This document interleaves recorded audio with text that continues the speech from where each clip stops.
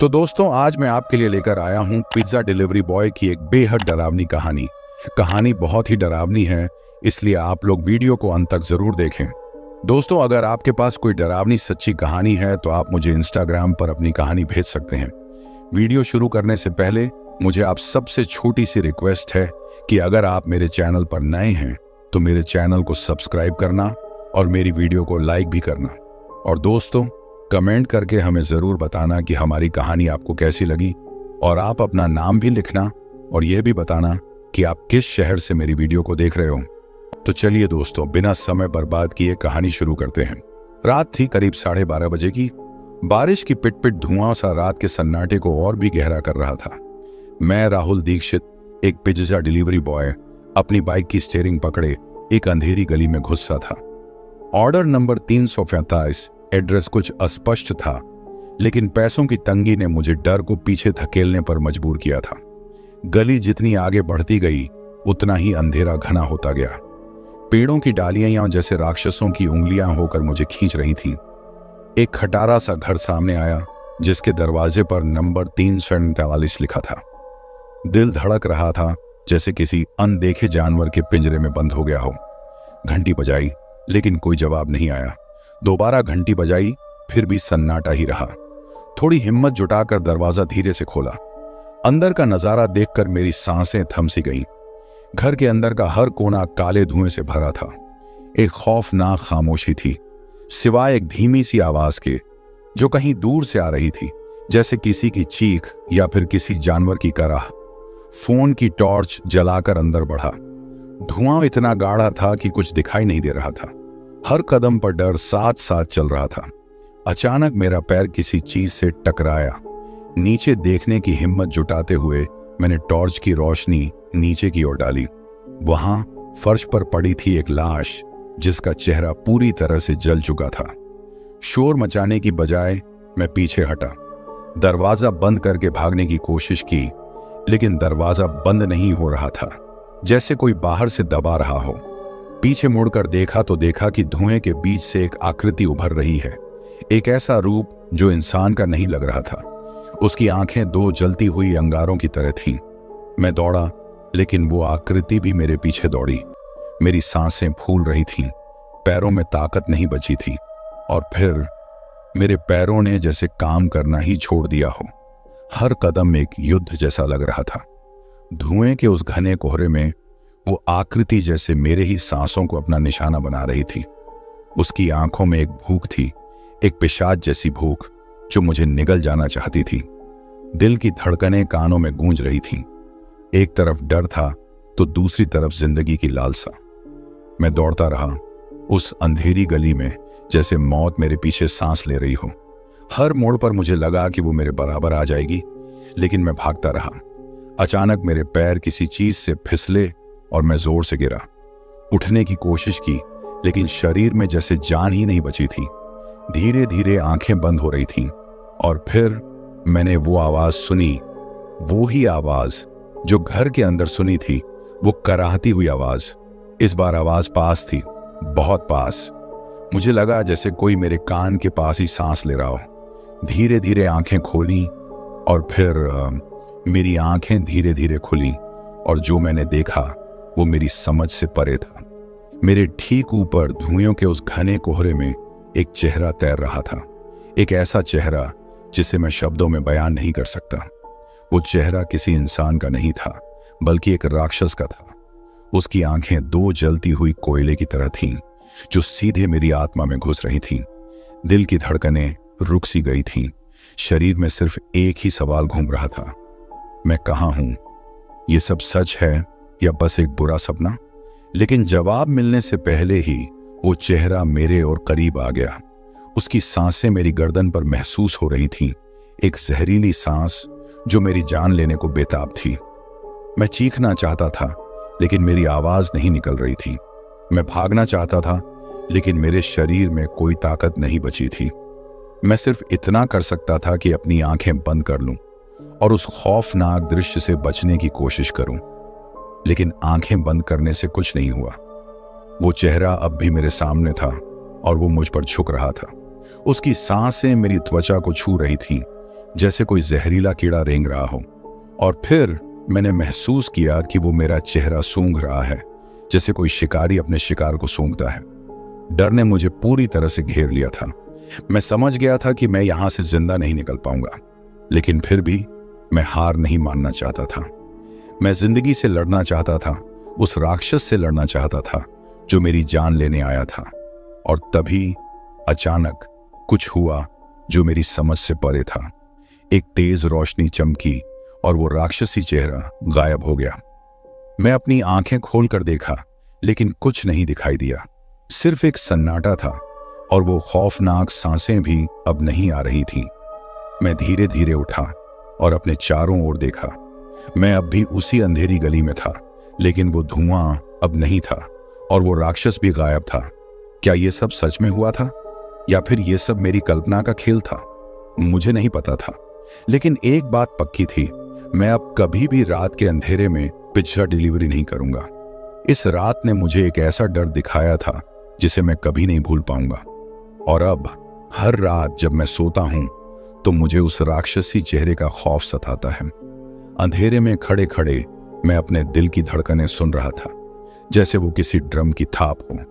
वो राक्षस, वो भयानक दृश्य, सब कुछ इतना असली लग रहा था कि मुझे यकीन नहीं हो रहा था कि ये सब सपना है या हकीकत।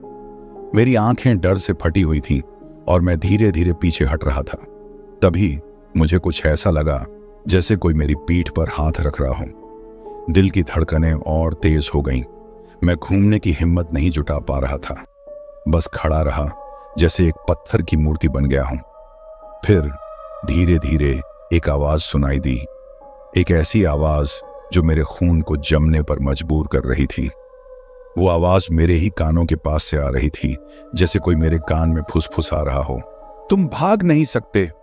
आवाज एक खुरदरी, कर्कश आवाज थी, जैसे किसी लोहे की रगड़ से निकल रही हो।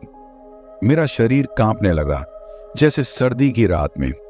मैं जानता था कि वो आवाज उसी राक्षस की है जो कुछ देर पहले मेरे सामने थी। डर ने मुझे जकड़ लिया था। मैं हिल भी नहीं सकता था, बोल भी नहीं सकता था, बस वहीं खड़ा था जैसे एक लाश। और वो आवाज फिर से बोली, तुम हमेशा के लिए यहां रहोगे। मेरी आंखें धीरे धीरे बंद होने लगीं। मैं बेहोश होने लगा था। वो आवाज मेरे कानों में गूंज रही थी, तुम हमेशा के लिए यहां रहोगे। अचानक मुझे कुछ ऐसा लगा जैसे मैं गिर रहा हूं। नीचे देखने की हिम्मत नहीं हुई, बस आंखें बंद करके गिरता रहा।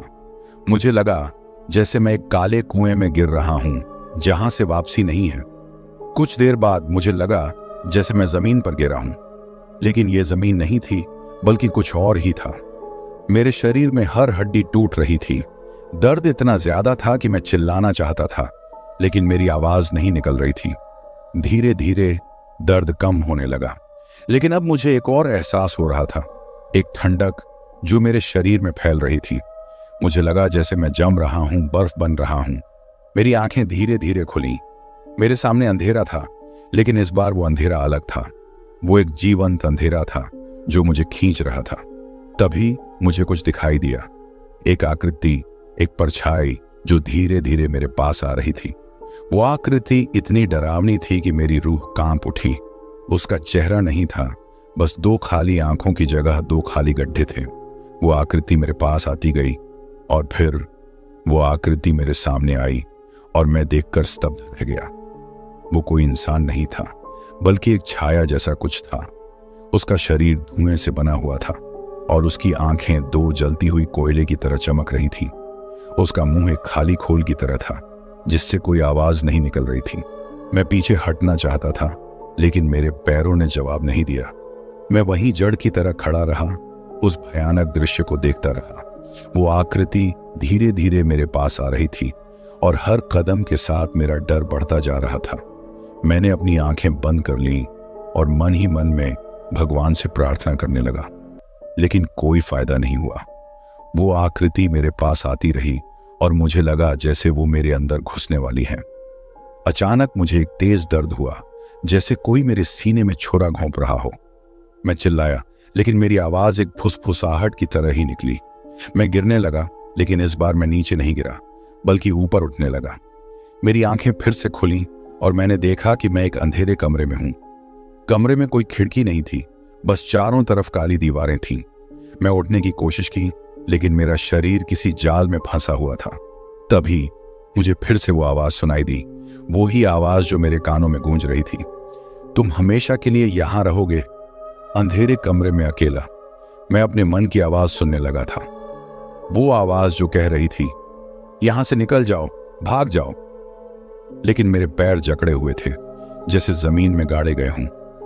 मैं हिल नहीं सकता था, बस वहीं बैठा रहा, कांपते हुए। तभी कमरे के कोने में एक हल्की सी रोशनी दिखाई दी। वो रोशनी धीरे धीरे बढ़ती गई और फिर एक दरवाजा दिखाई दिया। दरवाजे पर एक पीला चमकदार हैंडल था। उम्मीद की एक किरण मेरे दिल में जगी।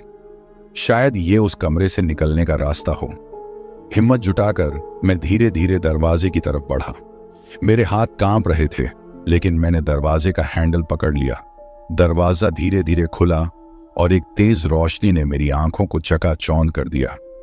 मैं अपनी आंखें बंद करके कुछ देर तक वहीं खड़ा रहा, फिर धीरे धीरे आंखें खोली और जो देखा वो मेरी समझ से परे था।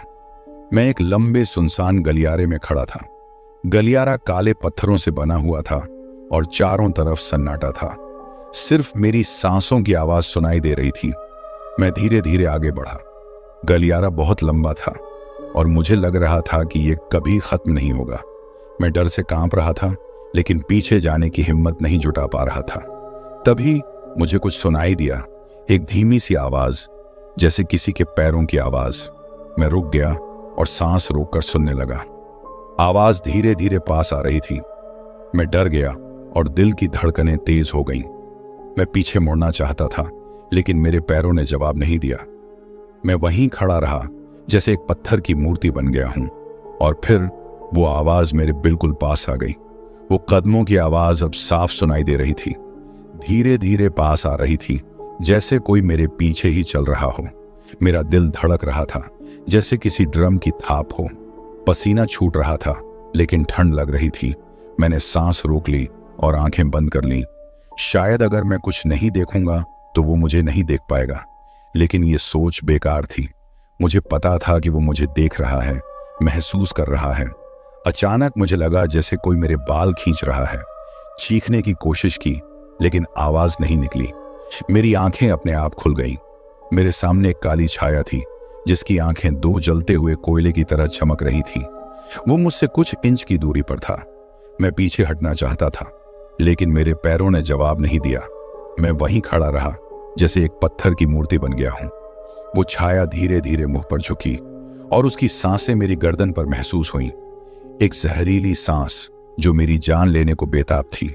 मैंने आंखें बंद कर ली और मन ही मन में भगवान से प्रार्थना करने लगा, लेकिन कोई फायदा नहीं हुआ। वो छाया मेरे और करीब आती गई और मुझे लगा जैसे वो मेरे अंदर घुसने वाली है। और फिर अचानक वो छाया मुझ पर झपट पड़ी। मुझे लगा जैसे मेरी आत्मा मेरे शरीर से अलग हो रही है। दर्द की लहरों ने मुझे झकझोर दिया। मैं चीखना चाहता था, लेकिन मेरी आवाज नहीं निकल रही थी। बस एक खालीपन, एक अथाह खालीपन महसूस हो रहा था। जब मैं फिर से होश में आया तो मैं एक अंधेरे कमरे में था। कमरा ठंडा था, बहुत ठंडा। मेरे शरीर में कोई ताकत नहीं थी, बस एक बेजान पुतली की तरह पड़ा था। धीरे धीरे मेरी आंखें खुली। कमरे में एक खिड़की थी, जिससे थोड़ी सी रोशनी आ रही थी। खिड़की के पास जाकर देखा तो बाहर रात का अंधेरा था। बारिश हो रही थी और हवा की तेज आवाज आ रही थी। मैं उठने की कोशिश की, लेकिन मेरे शरीर में कोई ताकत नहीं थी। बस वहीं पड़ा रहा, खिड़की से बाहर देखता रहा। बारिश की बूंदें कांच पर टकरा रही थीं और मुझे लग रहा था कि वो मेरी आंखों में घुस रही हैं। अचानक मुझे लगा जैसे कोई मेरा नाम पुकार रहा है। आवाज बहुत दूर से आ रही थी, लेकिन मुझे साफ सुनाई दे रही थी। वो मेरी माँ की आवाज थी। मैं जोर से पुकारा, माँ माँ, लेकिन मेरी आवाज एक फुसफुसाहट की तरह ही निकली। मैं जोर से पुकारता रहा, लेकिन कोई जवाब नहीं आया। बस बारिश की आवाज और हवा की कांपती हुई आवाज सुनाई दे रही थी। थकान ने मुझे घेर लिया था, आंखें बंद हो रही थीं। और फिर एक आखिरी कोशिश में मैंने जोर से पुकारा, माँ माँ, मुझे बचाओ। और फिर सन्नाटा, यह कहानी है राजेश की, एक साधारण पिज्जा डिलीवरी बॉय की। साल था 2015। एक सर्द रात थी। बारिश की बूंदें तेजी से खिड़की पर पड़ रही थीं। राजेश ने घड़ी देखी, रात के 12 बजने को थे। एक ऑर्डर आया था शहर के बाहरी इलाके में एक पुराने डरावने बंगले के लिए। राजेश को डर लग रहा था। वह जानता था कि इस इलाके की बदनामी है। कहते हैं कि इस बंगले में एक परिवार रहता था जो रहस्यमयी परिस्थितियों में मर गया था। तब से लोग कहते हैं कि बंगले में उनकी आत्माएं भटकती हैं। लेकिन पैसे की जरूरत थी, इसलिए राजेश ने हिम्मत जुटाकर बंगले की ओर निकल पड़ा। बंगला एक विशाल पुराना ढांचा था। पेड़ों की घनी छाया में यह और भी डरावना लग रहा था। बारिश की वजह से सन्नाटा कफन की तरह बंगले को ढंके हुए था। राजेश ने घंटी बजाई। कुछ देर तक कोई जवाब नहीं आया। फिर धीरे धीरे दरवाजा खुला। अंदर से एक बुजुर्ग महिला दिखाई दी। उसका चेहरा पीला पड़ गया था, आंखें गड़ी हुई थीं। आपका ऑर्डर? उसने धीमी आवाज में कहा। राजेश ने पिछा दिया और पैसे मांगे। महिला ने पर्स खोला, लेकिन उसके हाथ कांप रहे थे। आप अकेले ही हैं? राजेश ने हिम्मत करके पूछा। हाँ, महिला ने सर हिलाया। मेरे बेटे वो बाहर हैं। राजेश को कुछ अजीब लगा। उसने जल्दी से पैसे लिए और जाने लगा। लेकिन तभी कुछ हुआ जो उसकी जिंदगी बदल कर रख देगा। बंगले के पीछे से एक चीख सुनाई दी। एक दौड़ती हुई आकृति दिखाई दी। ये एक छोटा लड़का था। उसके चेहरे पर खून लगा था। वो सीधे राजेश की तरफ दौड़ा और उसके पैरों में लिपट गया। बचाओ! लड़के ने चीखते हुए कहा। उसी समय बंगले के अंदर से एक और चीख सुनाई दी। राजेश ने पीछे देखा। बुजुर्ग महिला अब खिड़की पर थी। उसकी आंखें आग की तरह जल रही थीं। राजेश डर गया। वो लड़के को गोद में उठाकर भागने लगा। लेकिन बंगले से एक भयानक आवाज आई। ऐसा लगा जैसे सैकड़ों आवाजें एक साथ चीख रही हूं। राजेश ने तेजी से दौड़ लगाई।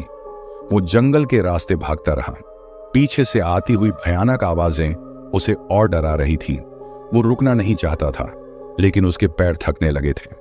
अचानक उसके सामने एक गहरा गड्ढा दिखाई दिया। वो उसमें गिर गया। होश आने पर वो एक अस्पताल के बेड पर था। उसके सामने डॉक्टर खड़े थे। आप बहुत भाग्यशाली हैं, डॉक्टर ने कहा। आपको जंगल में गंभीर चोटें आई थीं? राजेश ने पूछा। वो बंगला और वो लड़का? डॉक्टर ने हैरानी से देखा। कौन सा बंगला? कौन सा लड़का? राजेश को यकीन नहीं हो रहा था। क्या यह सब एक सपना था या फिर कुछ और ही हुआ था? वो अस्पताल से छुट्टी लेकर सीधे उस बंगले गया, लेकिन वो बंगला वहां नहीं था। उसकी जगह एक खाली प्लॉट था। राजेश अब भी उस रात की यादों से डरता है। वो कभी नहीं भूल पाएगा उस बंगले की खौफनाक रात को। और वो लड़का, क्या वो सच में था या सिर्फ उसकी कल्पना? आज तक राजेश को इस सवाल का जवाब नहीं मिला है। अस्पताल से निकलने के बाद राजेश की जिंदगी बदल गई थी। वो अब रातों को सो नहीं पाता था। उसके दिमाग में सिर्फ वो बंगला, वो बुजुर्ग महिला और वो खूनी लड़का घूमता रहता था। वो बार बार उस रात की घटनाओं को याद करने लगता, उस भयानक चीख को, उस अंधेरे जंगल को और उस गहरे गड्ढे को। हर रात वो एक ही सपना देखता था, वो बंगला, वो महिला और वो लड़का। लेकिन हर बार सपने का अंत अलग होता था। कभी वो लड़के को बचा लेता था, कभी महिला उसे पकड़ लेती थी और कभी वो बंगले में ही फंस जाता था। एक दिन हिम्मत जुटाकर राजेश ने उस इलाके के एक पुराने आदमी से बात करने का फैसला किया। शायद उसे कुछ पता हो। आदमी ने राजेश की बात ध्यान से सुनी। उसके चेहरे पर एक अजीब सी मुस्कान आ गई। तुमने सही सुना है, आदमी ने धीमी आवाज में कहा। उस बंगले के बारे में बहुत सी कहानियां हैं। कहते हैं कि उस घर में एक परिवार रहता था, पति, पत्नी और उनका एक बेटा। फिर क्या हुआ? राजेश ने सांस रोककर पूछा। कहते हैं एक रात एक भीषण तूफान आया, बिजली गुल हो गई। अगली सुबह जब लोग बंगले गए तो देखा कि पूरा परिवार मर चुका है। पति और पत्नी के गले कटे हुए थे और बेटे का खून से लथपथ शव बरामद हुआ। लेकिन पुलिस ने क्या कहा? राजेश ने पूछा। पुलिस ने इसे एक हत्याकांड बताया, लेकिन लोग कहते हैं कि यह कोई साधारण हत्या नहीं थी। कहते हैं कि उस रात बंगले में कुछ ऐसा हुआ था जो इंसान की समझ से बाहर था। आदमी की बात सुनकर राजेश और डर गया। वो अब और नहीं सोच सकता था। उसे इस रहस्य को सुलझाना था। उसने फैसला किया कि वो वापस उस बंगले जाएगा, चाहे कुछ भी हो जाए। रात हुई। राजेश ने एक टॉर्च, एक कैमरा और एक क्रॉस साथ लिया।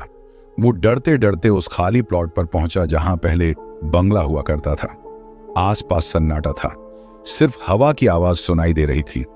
राजेश ने सांस ली और आगे बढ़ा। अचानक उसके पैरों में कुछ लगा। वो नीचे देखकर चीख पड़ा। उसके पैरों में एक बच्चे का कंकाल था। राजेश की चीख हवा में गूंजी।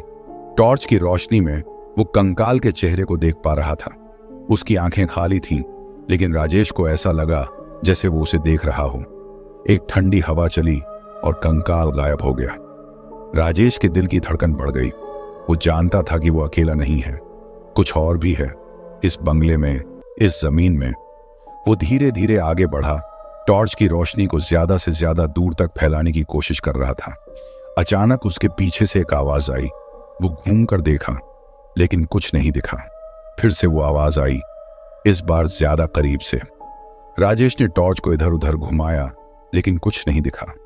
डर से उसका पसीना छूट रहा था। वो जानता था कि वो अकेला नहीं है, कुछ उसे देख रहा है, कुछ उसका पीछा कर रहा है। वो तेजी से चलने लगा, लेकिन हर कदम पर उसे लगता था कि कोई उसके पीछे है। अचानक उसके सामने एक दरवाजा दिखाई दिया। वो उम्मीद से दरवाजे की तरफ दौड़ा और उसे जोर से खोल दिया। अंदर एक लंबा अंधेरा कॉरिडोर था। राजेश ने सांस ली और अंदर गया। कॉरिडोर के अंत में एक कमरा था। राजेश ने धीरे से दरवाजा खोला। कमरे के अंदर एक बड़ी सी तस्वीर लगी थी। उस तस्वीर में वो ही था, लेकिन एक बच्चे के रूप में।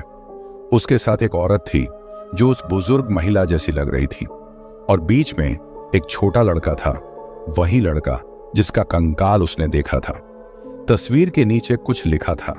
राजेश ने टॉर्च की रोशनी में उसे पढ़ा। हमेशा वापस आओगे बेटे। राजेश की सांसें फूलने लगीं। वो समझ गया था कि वो इस जगह से कभी नहीं निकल पाएगा। ये जगह उसे वापस बुला रही थी और वो आ रहा था। तस्वीर में खुद को देखकर राजेश का खून जम गया। वो समझ गया था कि ये सब कोई साधारण घटना नहीं है, ये कुछ और है, कुछ बहुत ही डरावना। उसने जल्दी से कमरे से बाहर निकलने की कोशिश की, लेकिन दरवाजा बंद था। जैसे ही उसने दरवाजा खोलने की कोशिश की, कमरे के अंदर से एक खौफनाक हंसी सुनाई दी। हंसी इतनी भयानक थी कि राजेश की रूह कांप उठी। उसने टॉर्च की रोशनी कमरे में डाली। कुछ नहीं दिखा, सिर्फ वही तस्वीर थी, लेकिन हंसी अब और भी जोर से हो रही थी। ऐसा लग रहा था जैसे हंसी उसके कानों में ही गूंज रही हो। डर से राजेश के पैर कांपने लगे। वो समझ गया था कि वो फंस गया है। इस कमरे से बाहर निकलना उसके लिए नामुमकिन था, और वो हंसी वो उसे पागल कर रही थी। अचानक कमरे के कोने में कुछ हिलने लगा। राजेश ने टॉर्च की रोशनी उस तरफ डाली। उसके होश उड़ गए। कोने में धीरे धीरे एक आकृति उभर रही थी। वो वही लड़का था जिसका कंकाल उसने देखा था, लेकिन अब वो जिंदा था और उसके चेहरे पर एक खूनी मुस्कान थी। लड़का धीरे धीरे राजेश की तरफ बढ़ने लगा। राजेश की सांसें फूलने लगीं। वो पीछे हटने लगा, लेकिन कमरा छोटा था, भागने की कोई जगह नहीं थी। लड़का अब उसके बहुत करीब था। उसकी सांसें राजेश के चेहरे पर लग रही थीं। राजेश की आंखें बंद हो गईं। वो जानता था कि अब कुछ ही पल में सब खत्म हो जाएगा। राजेश की आंखें बंद थीं, लेकिन वो लड़के की सांसों को महसूस कर सकता था। वो जानता था कि अब कुछ ही पल बचे हैं। उसकी जिंदगी की फिल्म उसके सामने चल रही थी। उसकी बचपन की यादें, उसके परिवार, उसके सपने, सब कुछ उसके सामने आ रहा था। अचानक एक तेज दर्द हुआ। राजेश की आंखें खुल गईं। उसके सामने लड़का था, लेकिन उसके हाथ में एक चाकू था। चाकू राजेश के पेट में धंसा हुआ था। खून तेजी से बह रहा था। राजेश की ताकत कम होती जा रही थी। वो जमीन पर गिर गया। उसके सामने लड़का खड़ा था। उसकी आंखों में एक अजीब सी संतुष्टि थी। राजेश ने अपने आखिरी सांसों में लड़के को देखा। वो समझ गया था कि ये लड़का उसका ही तो था, वो बच्चा जो तस्वीर में था। शायद वो उस रात मर नहीं पाया था, और तब से वो इस बंगले में भटक रहा था। राजेश की आंखें धीरे धीरे बंद हो रही थीं। उसके कानों में सिर्फ लड़के की हंसी सुनाई दे रही थी, और फिर सन्नाटा। अगली सुबह पुलिस को उस खाली प्लॉट पर एक लाश मिली। वो लाश राजेश की थी। उसके पेट में एक चाकू था, और उसके पास जमीन पर एक पुरानी तस्वीर पड़ी थी। उस तस्वीर में एक आदमी, एक औरत और एक छोटा लड़का था। इसके बाद उस इलाके में कभी किसी ने उस बंगले के बारे में नहीं सुना, लेकिन रात के अंधेरे में लोग कहते हैं कि कभी कभी एक बच्चे की हंसी सुनाई देती है, और कुछ लोग कहते हैं कि अगर आप उस खाली प्लॉट पर रात को जाओ तो आप एक साया देख सकते हो, एक साया जो धीरे धीरे आपके पास आता है। तो मुझे उम्मीद है कि आपको वीडियो पसंद आएगा, और कृपया मेरे चैनल को सब्सक्राइब करें और वीडियो को लाइक करें। अगले वीडियो में मिलते हैं, तब तक के लिए अलविदा।